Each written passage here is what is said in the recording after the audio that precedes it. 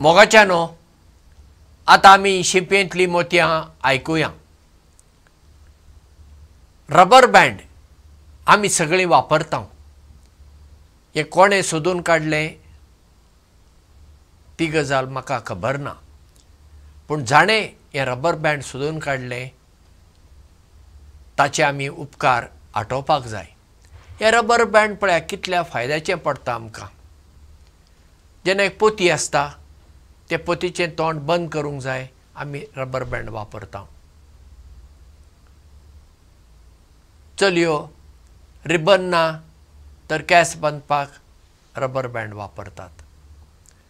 भुरगीं rubber band वापरून दुसरे आकृती आर्ट वर्क करतात। रबर बँड घेवन भुरगीं खेळटात, भुरग्यांचे खेळ आसात। रबर बँडाचो उपयोग आमकां कितें आतां एक पॅकिंग करूंक जाय आनी तें बरें घट उरूंक जाय, आमी ताका रबर बँड घालता।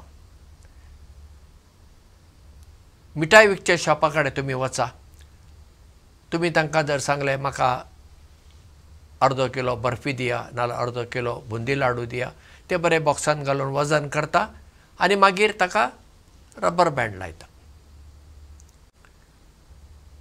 ह्या रबर बँडाचो एक खाशेलो गूण म्हणल्यार ताका सदिलाय आसा पळया अशें वडल्यार तें लांब जाता। रबर बँड म्हणना म्हाका कित्याक वडताय, हांव आसा तशेंच रावता अशें म्हणना, तें लांब जाता। खंयचेय वटेन ताजो आकार येता पळय, असो रूंद जाता, खंयचोय आकार तें घेता, हो ताचो एक बरो गूण।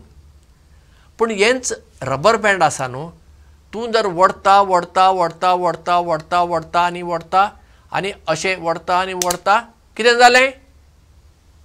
हें रबर बँड म्हज्या हातांत आसलें तुटलें। ह्या रबर बँडांतल्यान आमी एक लिसांव शिकूंक आसा। पयलें लिसांव म्हणजे आमच्या जिवितांत एक सडिलाय, फ्लेक्सिबिलिटी म्हणटा आमी, ती आसूंक जाय। ना, हांव सांगता तें जावंक जाय, अशेंच जावंक जाय, तशेंच जावंक जाय, अशें जालें जाल्यार आमचो संबंद दुसऱ्यां कडेन बरो उरना। ताका आमी इंग्लिशीन रिजिडिटी म्हणटा। ती रिजिडिटी आसूं न्हय, सडिलाय आसूंक जाय। म्हजें थोडें तुजें थोडें सगळें मेळून आमचें अशें कितें तरी असलो मनोभाव आमचे कडेन येवंक जाय। रबर बँडांत आनी एक गूण आमी शिकपाक जाय, तो म्हणजे बाबा तूं रबर बँड कितले वडताय ताका एक शीम आसा। ताचे पेक्षा जर तूं चड वडताय रबर बँड तुटतलें। तशेंच आमच्या जिवितांत आमी कितले मेरेन कॉम्प्रोमायज करूंक जाय तें आमी शिकपाक जाय। सगळें दुसरें सांगता तूं हय सायबा म्हणत रावशी, मागीर तूं तुजें आपलेंपण, तुजी अस्मिताय ओगडावन घेताय। जिवितांत सडिलाय जाय, पूण ताका एक शीम आसा। तशेंच आमी दुसऱ्यांचेर प्रभाव घालतना तांकां जर आमी चड वडोवंक लागलीं कितें जातालें?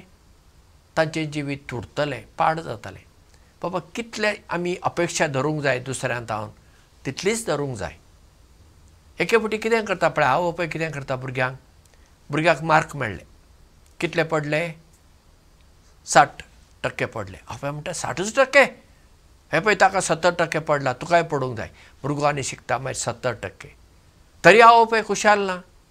मागीर 80% पडले, तरी खुशाल ना। 90% पडले, तरी खुशाल ना। मागीर कितें जाता? भुरगीं एके फावटी निराशी जाता, मागीर ती डिप्रेशनांत वता। कित्याक? तांचेर इतलो ताण आयिल्लो आसता। जशें रबर बँड तुट्टा तशी भुरग्यांचें जिवीत पाड जावं येता। भुरग्यांचेंच न्हय, कोणाच्या जिवितांत चड ताण प्रेशर आसूंक उपकारना। तशें रबर बँड खूब उपयोगी, पूण तें कित्याक वापरूंक जाय, कितलें ओडूंक जाय तितलेंच ओडूंक जाय। तशेंच आमचें जिवीत आमी कितलें ओडपाक जाय तितलेंच ओडूंक जाय। ताचे परस चड आमचें जिवीत आमी ओडूंक गेल्यार आमचें जिवीत पाड जाता। तशेंच दुसऱ्यांच्या जिविता कडेन आमचो संबंद येतना तांकां आमी कितले धारेर धरूंक जाय तें आमी पळोवंक जाय। बाबा तांची ताकद कितली, तें पळोवंक जाय. सगळ्यांची ताकद एक सारकी ना. वेगवेगळ्या मनशांची ताकद वेगवेगळी आसता. म्हणटा कोणाक थावन कितली अपेक्षा धरूंक जाय, हाणें कितलें करूंक जाय, तिणें कितलें करूंक जाय, हें आमी समजून घेवंक जाय. नाजाल्यार आमी तांचें जिवीत पाड करता. म्हणटच ह्या रबर बँडा थावन हे 2 गूण आमी शिकुया आनी आमच्या जिवितांत सदिळाय आनी एक शीम राखून एक समतोल जिविताची मनशां जावुया. देव बरें करूं आनी मोग आसूं.